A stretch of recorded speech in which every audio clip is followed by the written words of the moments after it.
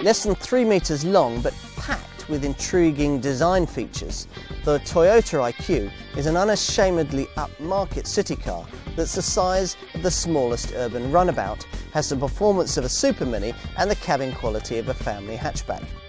Designed to seat 3 adults and 1 child, the interior finish and exterior detailing are several notches above the city car norm, as is the price.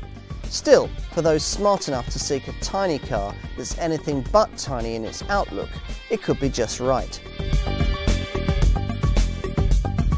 Just as Toyota's Lexus luxury division takes conventional designs, adds a dash of high tech and repositions them upmarket as cars you might aspire to, so the company's IQ City car gives urban dwellers a cleverer product that they can feel better about owning. Now you can see why people being forced to downsize might grab the opportunity to do so without sacrificing either comfort or style. This is the world's biggest car maker really showing us what it could do. Many city cars are much better at longer distances these days, but they're still most at home in urban surroundings, as is the IQ of course. Yet this is a town top more than any other I've driven that's most comfortable in stretching its legs.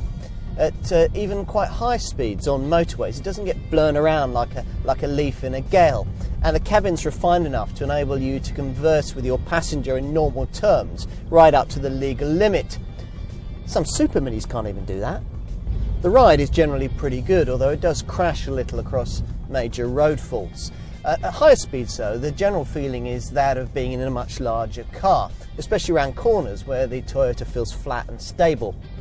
Refinement depends very much on which engine you choose. The 1 litre unit that I'm driving here offering up the distinctive but not unpleasant thrum that's common to 3-cylinder power plants. The 1.33 litre 4-cylinder engine is much more relaxed. Around town, the steering's electric assistance makes manoeuvring the car's simplicity itself, and the tiny square-cut dimensions, the minimal front and rear overhangs, and the astonishingly tight 3.9 metre turning circle mean that you can get into the tightest of parking spaces. Now, city people comparing this 3 to 4 seater car with the cheaper, cruder, but comparably sized 2-seater Smart fortwo will also want to consider the 6-speed CVT automatic transmission.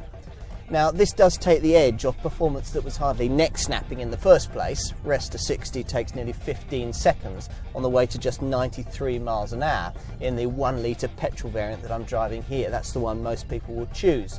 But its demeanour is a world away from that of the jerky Smart. If you thought the 2-seater Smart car to be well packaged, then you'll marvel at how Toyota have been able to fit in space for 3 adults and a child into dimensions, well, hardly any bigger. How have they done it?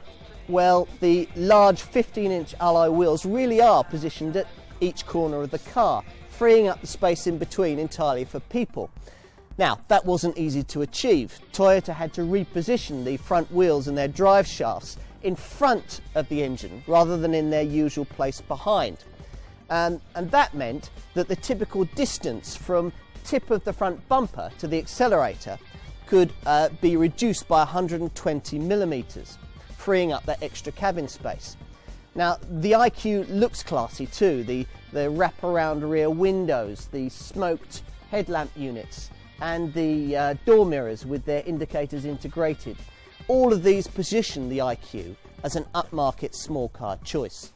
Step inside and the clever ideas continue. The asymmetric dashboard was designed to open up the cabin area, scooped out so much in front of the front seat passenger that legroom's acceptable even when the seat's pushed forward enough to allow for a 6-foot adult to sit comfortably behind. Now, things are a little bit different behind the driver, of course, but there's room enough there for a child to be fine over short distances. Alternatively, if you haven't got backseat passengers and you prefer to maximise luggage space, there's the option of increasing the rather negligible 32-litre luggage area here by folding the rear seats to create a Tesco shop size 242 litres of space. Another option you've got, if say you want to transport taller items, say you've been to the garden centre, you've got some plants, you can lift up the rear seat base here, tie it onto the head restraint, and you've freed up space for a number of taller items to sit across the back. Now this is a cabin that feels much larger than in Toyota's more conventional Aygo city car, and it is. There's 50mm more shoulder room for both front seats passengers than in the company's supposedly larger Yaris Super Mini, and you could even downsize from their family hatchback Auris model without noticing too much difference in this respect. Now a flat, thin fuel tank, a 20% smaller heating unit and repositioned steering gear make all this possible. One day, all small cars will be designed just like this.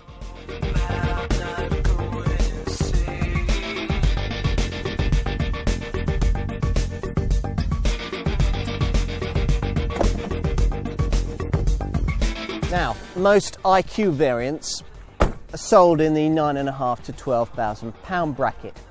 That's about comparable to what you'd pay for Toyota's Yaris Super Mini, but a bit more than you'd expect to pay for a small city car of this type. But then, as I've already said, the IQ does offer you a fair bit more than you'd expect of a car of this kind. Now, to give you some perspective, Toyota's conventional city car, the Aygo, sells in the £7,000 to £9,000 bracket, while Smart's fortwo, the two-seater fortwo, sells mainly in the £8,000 to £9,000 bracket. Now, many buyers will also be considering Fiat's funky 500. That sells between £8,000 and £11,000 for its mainstream models, and that was the first city car to really prove that city car buyers could be persuaded to pay Super Mini money if the right product came along. Now, you could argue that BMW's second generation Mini had already proved that, but prices for that car start up at around £13,000. There's a choice of a couple of petrol units and the selection of either manual or CVT automatic transmission. Now, most buyers will go for the 1 litre 3-cylinder petrol engine that I've got here, developing 67 brake horsepower, but you can also choose a 4-cylinder unit at 1.33 litres in size with 101 brake horsepower, borrowed from the larger Yaris.